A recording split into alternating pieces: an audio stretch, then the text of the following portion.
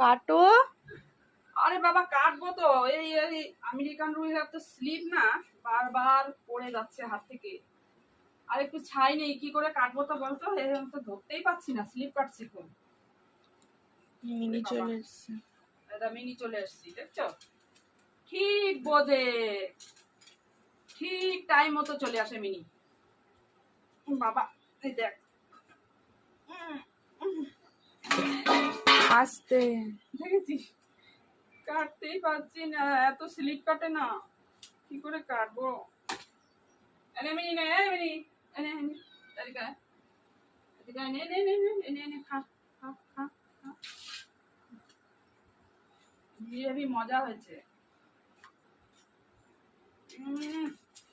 Slip কাটছে, খা। আমার আঙুল না কেটে যায়, ভয় লাগছে।